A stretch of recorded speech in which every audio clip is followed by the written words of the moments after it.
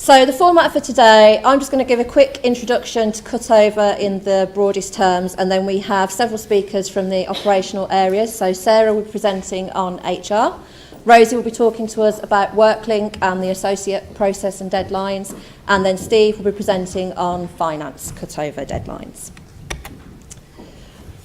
So looking at Cutover in general, it's part of the countdown to go live on the 3rd of June, and hopefully you all know that date now, so going live on the 3rd of June 2019.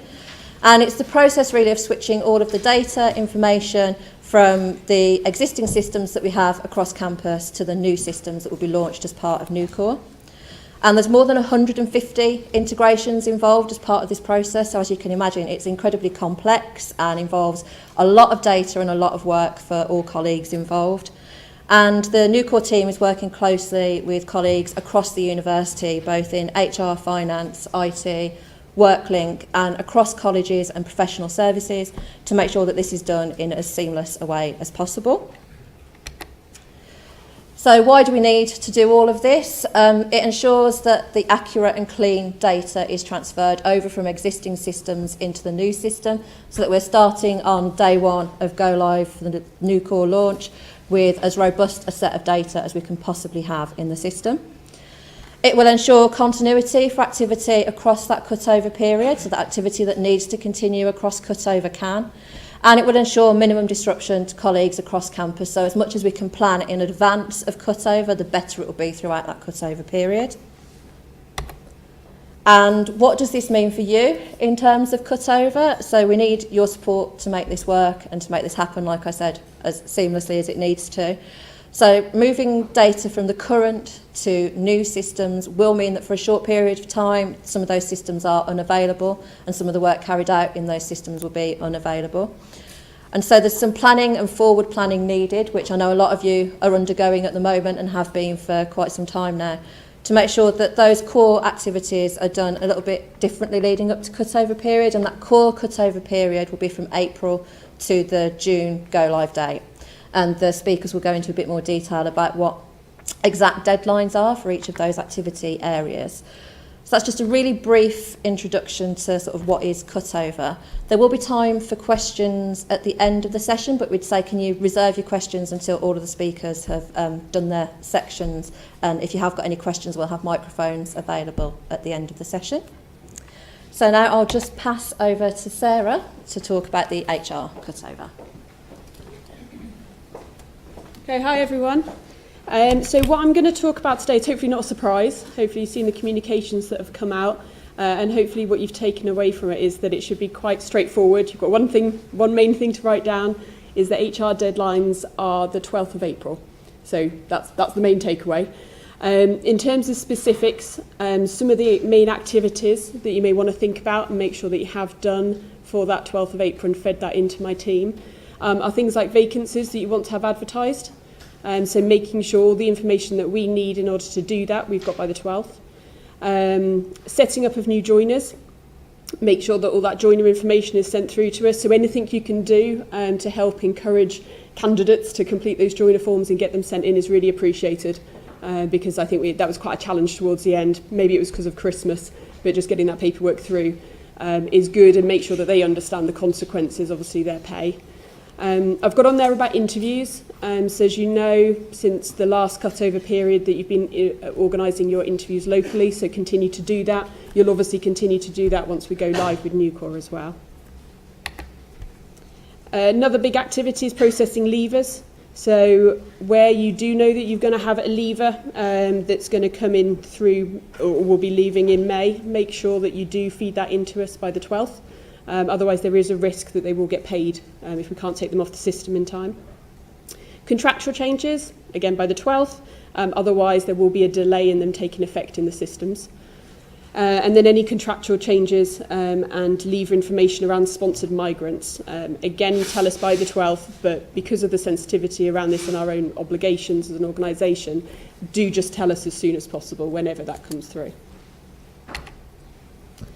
So just as a summary, 12th of April, key deadline. The reason we've gone for the 12th is because of just the volume of work, and we want to make sure that we can commit to anything that comes through to us. We do get it processed before we lose the access to the systems and before everything gets locked down.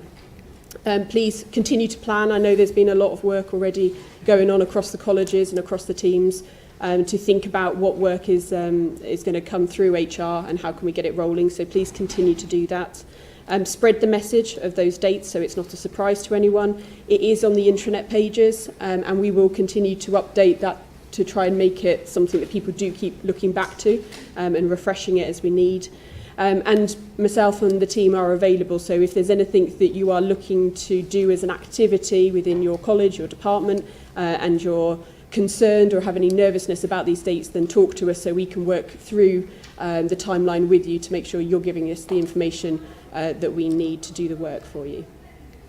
A couple of kind of more broad things just to be aware of is that after that 12th of April through to the go live of the new systems, do make sure you're still telling us about changes that are therefore going to be required once we have access to the new core system.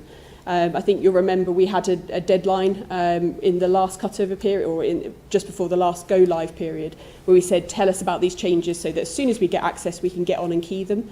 I just encourage you not to wait until the end of May to tell us about those things. Keep feeding it through as you come, because that helps us plan our workload and make sure we can make those changes as soon as we get access to the system and before payroll closes. And then just another thing to be aware of, just have it back of your minds in terms of managing expectations, is new starters. So we're going to get the new system go live on the 3rd of June. My team will get access to that at the same time that you will get access to it as well. So I will probably recommend that you try not to have people starting on that Monday, just from a customer experience point of view, because we're going to have IT and obviously other elements set up to get IT access and to get security passes working, and the likelihood is realistically that's probably going to be a bit of a lag. So just think about that, or if you really need them to start on that day, then what are you going to do to mitigate those couple of days as the systems come online? Okay, thank you very much, and now Rosie will talk about workload.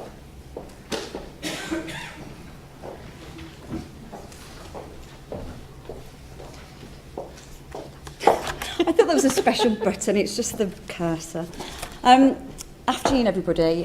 I will apologise in advance because I've got a slightly foggy brain. My daughter is perfecting torture techniques and she's seriously working on sleep deprivation, so if I stumble, I haven't got a handheld microphone so I can't do karaoke. Bear with me. Okay, so students. We'll start with students, nice and easy. Any new recruitment we need to know about by the 27th of March.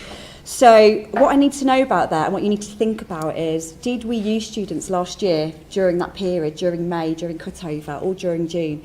Did we use students to, I don't know, cover annual leave? Did we have office moves going on? The other thing to think about is, have I got students currently working for me that we will need to extend, because obviously we will need to get those placements into new core to run over May, to run over June, etc. So that's nice and simple. Named, so name casuals. So this is both for students and for non-students. If you can let us know by the 10th of April, that is fantastic. So the process for students and non-students is the same. It's running the same, so we can place them directly into the system for you. What I will say there, the only thing to note is if it is a name casual you haven't used already, if you can get that to us as soon as you can, that would really help us, because we have to get them registered or we have to get them onboarded into ePloy. Okay, so slightly different for timesheets. So I'm going to talk about non-students first.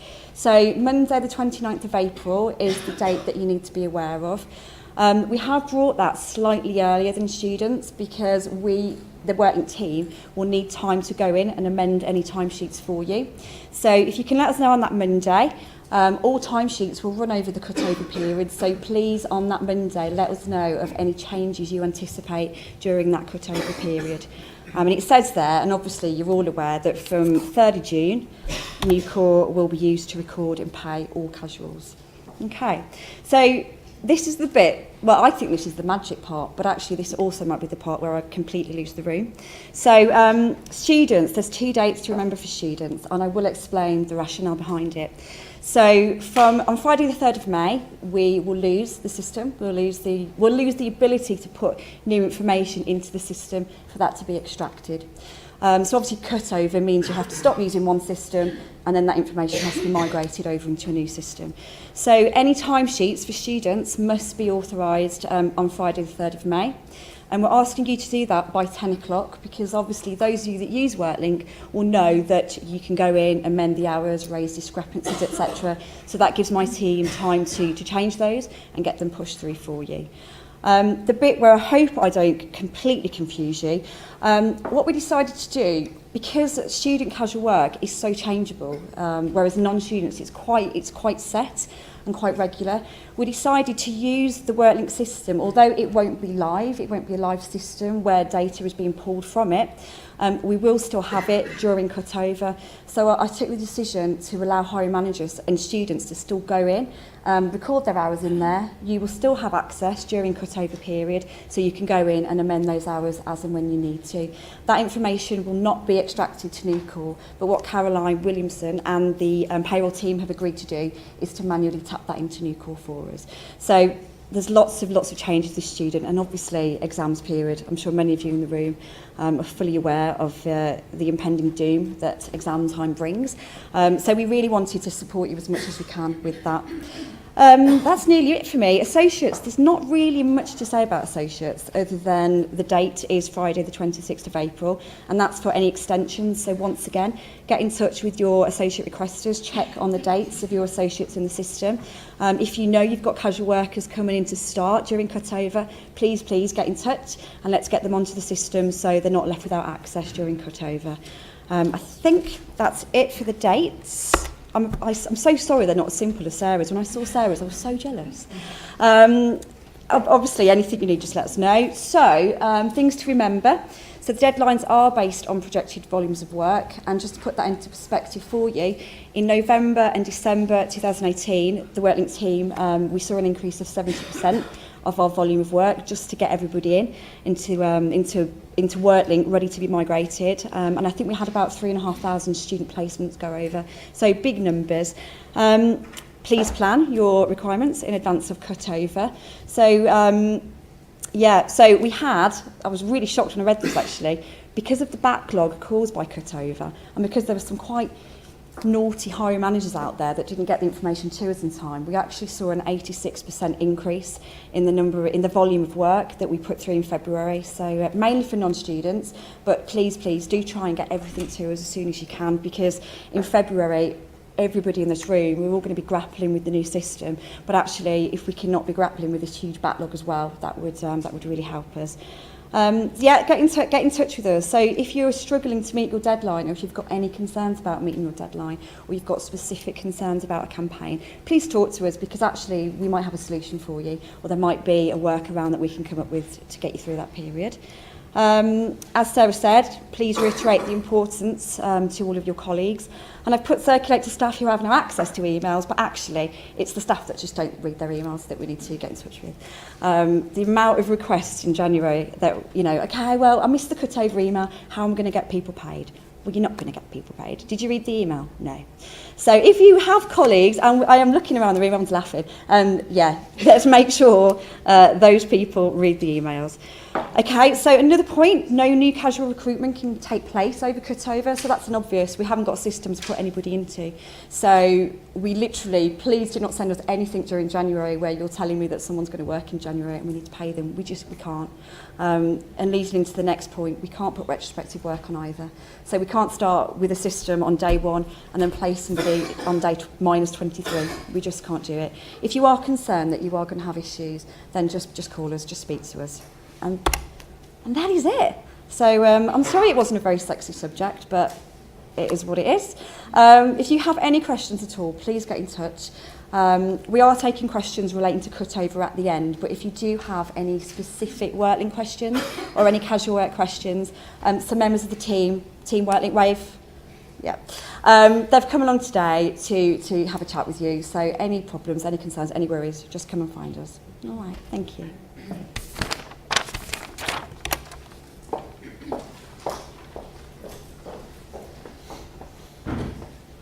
Right, you say work link's not a sexy subject. I'm going to talk finance, so you go from one extreme to the other. Good afternoon, welcome. Oh, sorry, we're up there already. It's like being a deja vu. I think I've done this before, sometime in the past, but we'll move on from that. With regards to the finance cutover, first thing I want to say is a thank you to everybody for all the work they did at the last attempt back in December and January. We got through a significant amount of volume of transactions through the finance team, and a big thank you to everybody doing that. And all we got to do is say, can we just do it again?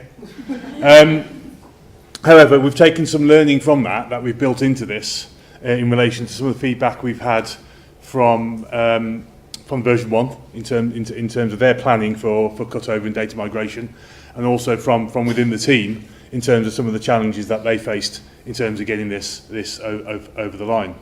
So some of the key dates that I just want to mention is the fact that we are going slightly earlier this time than we did last time in terms of dates. So we're not pushing it right to the very extreme.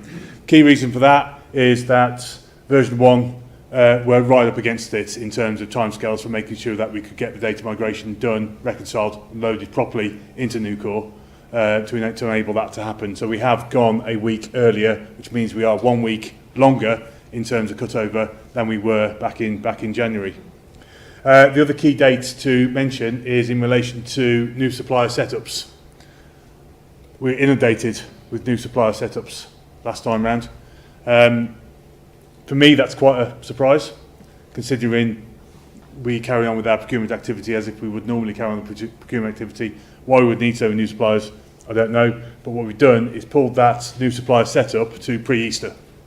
So if you need to purchase anything during cutover from a supplier that is not a current supplier on the system, you need to get that new supplier setup forms in by the 18th of April.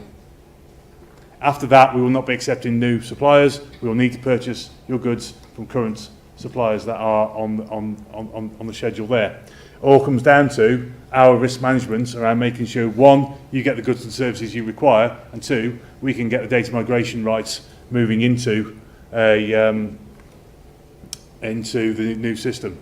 As I said before, dates are slightly earlier than January, so if we can plan ahead. Thank you to last time. There was a lot of good planning ahead last time, and a lot of aspects to it. From my perspective, I'm not expecting the same level of volume this time, considering the fact that we've gone through this once. We're going to go through potentially lots of pre-ordering in relation to Brexit.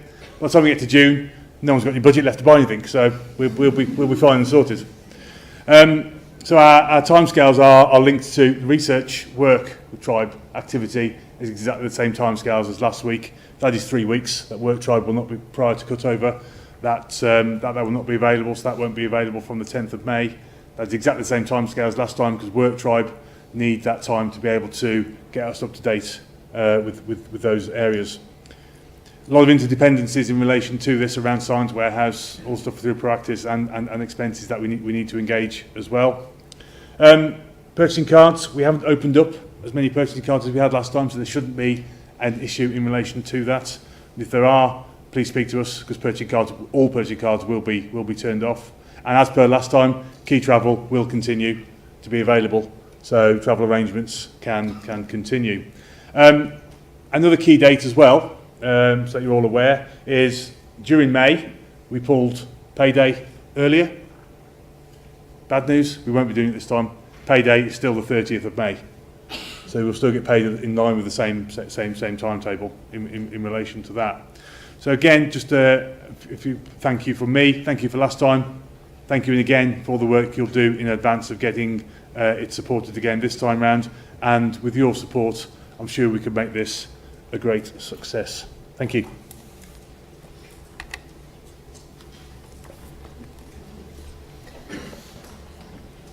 Okay, so that's some of the key dates and activities to remember there. All of that information is on the operational intranet areas, but also on the new core intranet. So if you go onto the homepage, which is this address here, there is a link to Cutover there, and all the more detailed information and the Word documents that were sent out in the emails, those are all available to download and to view on the intranet as well. So if you haven't seen them yet, or if you don't know where you've stored them, they're on here, and you can download and print those as well and send that to colleagues.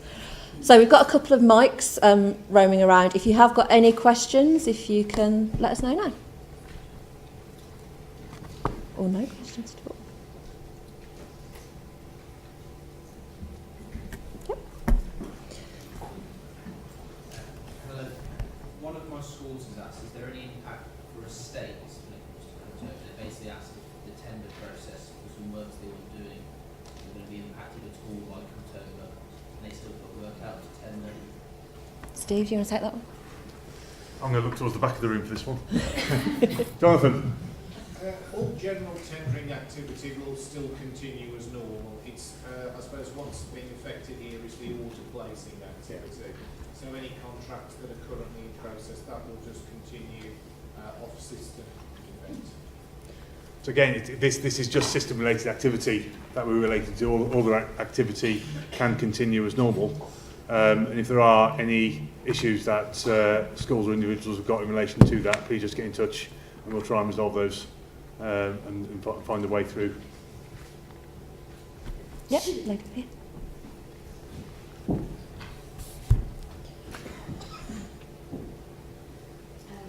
When you mentioned about hiring, Yeah, here. about hiring, you said that obviously with PS3s, if you have somebody in, I'll repeat the question. Can you hear me? Yeah.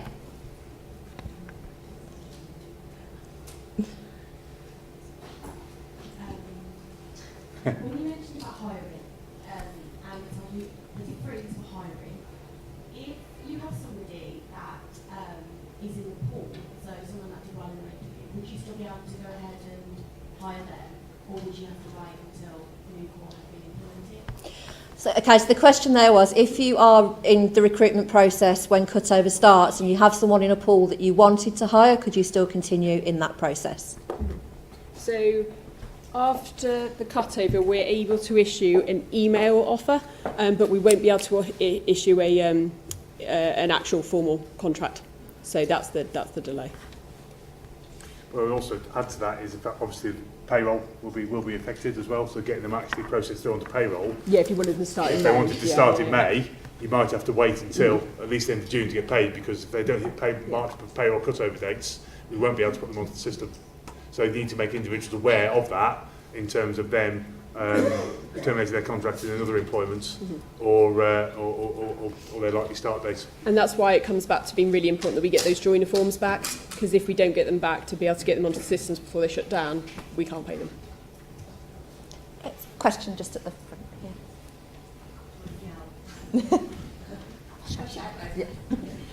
Just a question on the joiners forms. If you've got the joiners form in before the cut-over date, but they're not due to start till 1st of May, for example, is that still acceptable? Yeah. So I could just, if you didn't hear that question, that was if you've completed the joiners form before Cutover, but the person was due to start during Cutover, would that still be acceptable?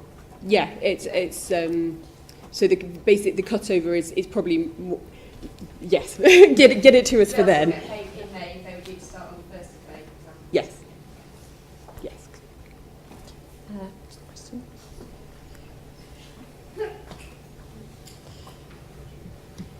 So this is a question relating to when after Cutover, when new core goes live. With raising a requisition, we've been waiting to hear whether we'll be able to add addresses, because we know that there is going to be specific addresses that we can use. So for students who have got disabilities or support needs, we need to be able to add addresses quite easily so that we can deliver equipment and things to them. And we've just been waiting to hear whether that issue has actually been resolved as yet. I will take that away and come back to you on that, because I'm not as familiar with it. I'm trying to look around the room and see if anybody else is. I can't see anybody that will be able to answer that question. as with, we would certainly be able to add into the system what that process would be and how that works. I'm not exactly familiar with. We have got a system support team that will be available to do that or add that information in. So I imagine it's not a new supplier, it's a new delivery address that you're looking to do. I can imagine that there will be access within the system to do that. I know from Oracle previously you can, so therefore the system was worked to be able to do that. What the actual process is to get there, I'm not entirely sure at the moment. If you want to just drop me a name afterwards, I'll go away and find out and come back to you. Brilliant, thank you very much. Any other questions? How likely is there going to be a delay again? There won't be. Just coming back to that point, the reason for the delay last time was around some of these system integrations weren't built and weren't working effectively, and that is due to the complexity of all the integrations that we wanted to build into this to make the process as efficient and effective as possible. Almost as we were due to go live first week of February, we actually landed the final one of those integrations. They are now tested and they are now working. So therefore, in terms of actual go live, we are there or thereabouts. We've got all our integrations built. We are now going through our first of what I believe to be 3 phases of UAT. We are near the end of that. They've been doing this week, so 1,700 different tests have been run this week. A lot of those have passed. We've raised some small bugs in relation to that. Now, projects of this size and this complexity would normally go live with around about 100 bugs in it that still need to be fixed. Having gone through that process, I'm told recently that we're down to about 60, possibly even less than that by the time we actually go live. And therefore, we are in a position to actually probably flick the switch now if we wanted to, but we want to make sure we've gone through that. We've gone through all of our second phase of testing, which is a lot of the finance staff being involved in that process, and gone through the whole end-to-end process numerous times to get to a position whereby we are 100% confident that this system is going to work and work as effectively as it needs to. So all of that history has gone. We have now got a fully working system that we can use. So therefore, the risk of any delays is very negligible. I'm not going to say zero, very negligible. Yeah. What were the finance cut-off dates? I didn't catch it up on the slide. So they have been circulated. So 18th of April for your new supplier setup. Anything that's a bit more payroll overtime for May, obviously the 3rd of May, because that's slightly earlier. And Proactis for orders over 25,000, which will need prior approval, will be the 3rd of May. For any normal orders that go through Science Warehouse or where there's an approved supplier already on the system, would be the 10th of May. Internal orders, is that the 10th as well? Internal orders will be the 3rd of May. 3rd. But all of those dates and that information is on the intranet page as well. Any other questions? So if you have got any queries or any more specific questions that you perhaps don't want to raise now, so do contact any of the teams or contact the new core team. And the next town hall is on the 4th of April, but we'll be circulating details of that shortly. Okay, thank you very much. And thanks to the speakers as well.